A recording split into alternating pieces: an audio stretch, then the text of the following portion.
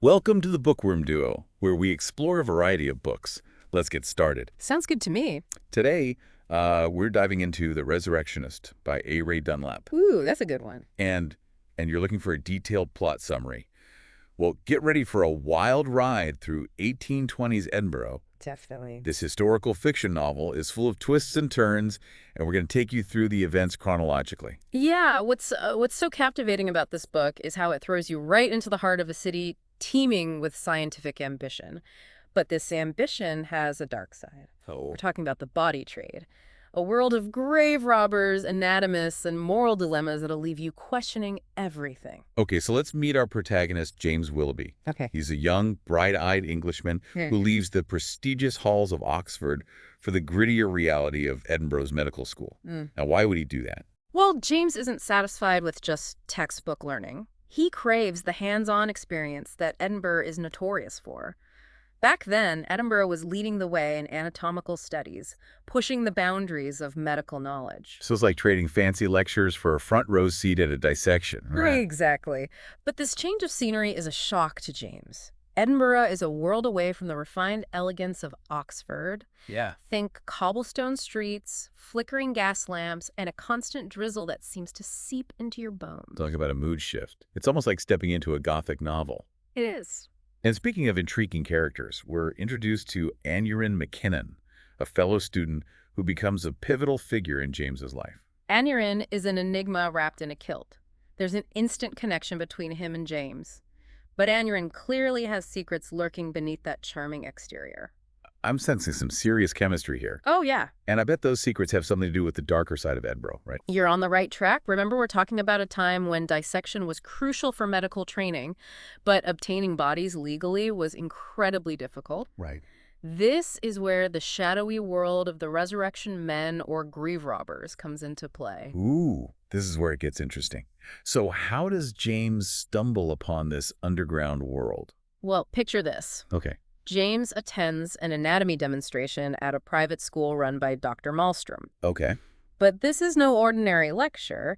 He's invited to assist with the dissection, and he ends up impressing Dr. Malmstrom with his skills. Hold on. So he's not just book smart. He's got a talent for the practical side of anatomy. Exactly. And Dr. Malmstrom takes notice. He introduces James to the Parisian manner of dissection, where each student gets their own cadaver to study. Wow. This was cutting-edge stuff, and James is hooked. Uh-huh. He decides to enroll in Malmstrom's school, even though the tuition is a bit steep. I bet that's where Aneurin comes back into the picture with a tempting offer, right? You know. Ah. Aneurin swoops in and proposes a deal.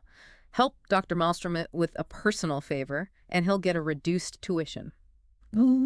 Sounds too good to be true, right? Oh, I'm definitely sensing a catch here. What kind of favor are we talking about? James becomes the unofficial night watchman at Greyfriars Kirkyard, a historic graveyard. Spooky. His job, to signal when the sexton is making his rounds, seems harmless enough at first. I bet those nighttime graveyard shifts are anything but peaceful. What happens next? One night, Aneurin climbs through James's window, and you won't believe what he reveals. He's a resurrectionist, procuring bodies from medical schools, and he's been using James as a lookout during his, shall we say, extracurricular activities. Whoa, that's a major plot twist. Yeah. How does James react to this bombshell? Initially, he's horrified. It goes against everything he believes in. But Aneurin is persuasive.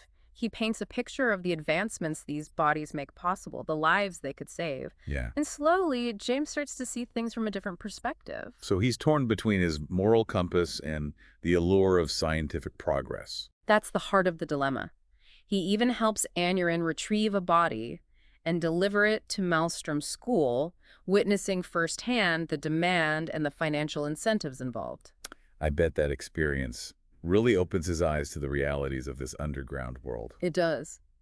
James finds himself leading a double life, the respectable medical student by day and an accomplice to grave robbing by night. Talk about a moral tightrope walk. Yeah. And I'm guessing things are about to get even more complicated for James. You're right. That's where we'll pick up in the next part of our deep dive. So we left off with James caught in this web of secrecy and moral ambiguity. Right. He's grappling with the fact that his education, his passion, is fueled by this gruesome underground trade. And I bet that inner turmoil only intensifies as he gets more entangled in Anurin's world, right? Absolutely. He's constantly wrestling with his conscience, trying to justify his actions.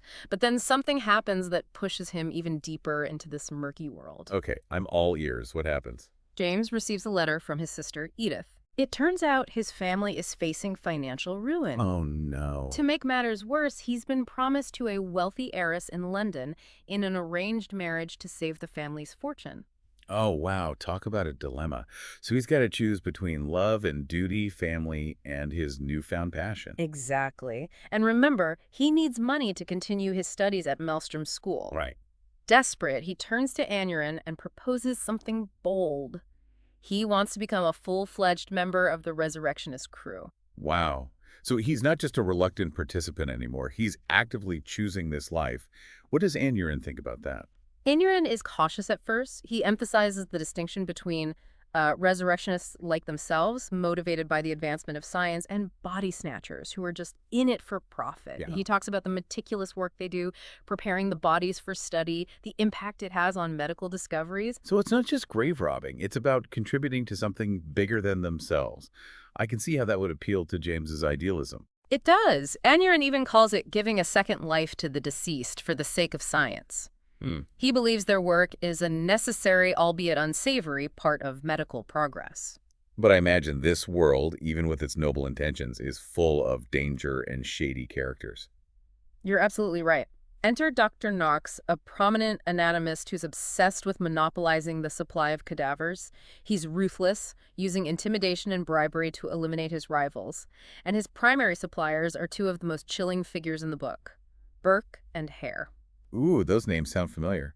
Were they infamous murderers in real life? Yes. Dunlap weaves their real-life crimes into the story, adding another layer of historical intrigue. Burke and Hare are the epitome of greed and depravity. They're not just grave robbing anymore. They're murdering people to meet the demand for bodies. That's terrifying. How do James and Anurin react when they uncover the truth about Burke and Hare? They're horrified, of course. They realize that their actions, even with their supposed noble intentions, have contributed to this cycle of violence. Anurin particularly feels a sense of responsibility. So what do? I mean, they can't just ignore these atrocities, right? They try to go to the authorities, but their attempts are met with resistance and even corruption. Really? It turns out some people in power are turning a blind eye to these crimes, especially when the victims are from the poorer, more marginalized parts of society. That's a chilling reflection of social injustice, even back then. So what options do they have left? They realize they have to take matters into their own hands. Wow. They become vigilantes, driven by a sense of justice and a need to stop these killings. Wow, so it's not just a medical thriller anymore. It's a race against time to stop these murderers. Exactly. And the stakes get even higher when someone close to them becomes a victim of Burke and Hare. Oh, no. It becomes personal, fueled by grief and a thirst for vengeance. Okay, now I'm really on the edge of my seat. What happens next? How do they plan to catch these killers? Okay, now I'm really on the edge of my seat. What happens next? How do they plan to catch these killers? Well, they hatch this daring, almost desperate plan to expose Burke and Hare. Okay. They know these killers target those on the fringes of society, but they also realize that Burke and Hare see gentlemen of stature as ideal victims, easier to lure and less likely to be missed. Oh, no. Don't tell me they're going to use James's friends as bait. That's exactly what they do. Oh, wow. They convince James's friends from the university to help, knowing the risks involved. It's a dangerous gamble, a line they're willing to cross to bring these killers down. It's incredible how far they've come from those early days of hesitant grave robbing. Now they're putting their own lives and the lives of their friends on the line for a greater cause. It really is. It's a testament to how deeply this world has affected them.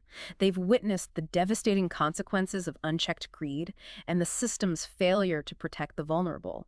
They're not just students anymore. They're driven by a fierce sense of justice. So how does this risky plan unfold? I can only imagine how tense this confrontation must be. The plan involves luring Burke and Hare to their boarding house where James's friends are waiting, pretending to be drunk and vulnerable. Anurin, meanwhile, has been meticulously gathering evidence, witness testimonies, financial records, anything to expose their crimes. It's like watching a detective story play out, except the detectives are medical students turned vigilantes.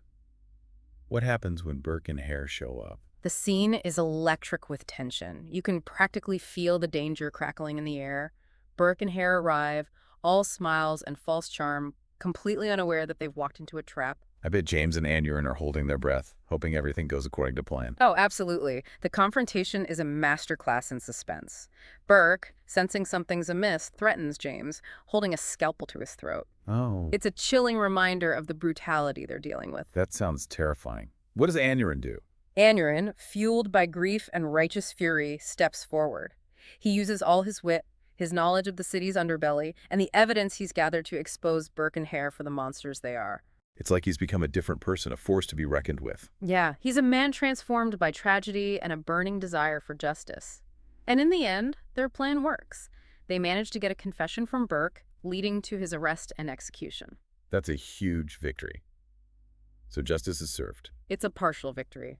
Sadly, Hare manages to slip through the cracks along with their powerful patron, Dr. Knox. The novel doesn't shy away from the reality that sometimes, even when the truth is revealed, those in power can escape accountability. It's a sobering reminder that the fight for justice is rarely simple or straightforward. But what about James? He's caught between this thrilling, dangerous world and the life his family has planned for him in London. What happens to him? Well, throughout this ordeal, his relationship with Anurin has deepened. They've faced death together, fought for justice side by side, and in the aftermath of this victory, James realizes that he can't go back to the life that was laid out for him. So, he chooses love. He chooses to stay with Anurin. He does. They leave Edinburgh together, heading towards London, where they'll face new challenges and forge a new path together. The novel ends with a sense of hope, a belief that love and shared purpose can triumph even in the face of adversity. What a powerful story. The Resurrectionist takes you on a roller coaster of emotions. Horror, intrigue, romance, and ultimately, a sense of hope. It's a reminder that even in the darkest of times, there's always a glimmer of light, a chance for redemption, and the power of love to transcend societal boundaries. It's a book that challenges us to think about the complexities of scientific progress, the consequences of unchecked ambition, and the courage it takes to stand up for what you believe in, even when it means defying expectations. This deep dive into the Resurrectionist has been a whirlwind. It's a story that lingers in your mind long after you've finished reading, prompting you to consider the ethical dilemmas, the historical context, and the power of individual choices in shaping destiny. If you're looking for a historical thriller that's as thought-provoking as it is entertaining, I highly recommend picking up The Resurrectionist and taking this journey for yourself. Thanks for joining us. Subscribe for more bookish adventures and hit that like button if you enjoyed the ride. Don't forget to share the knowledge, spread the word.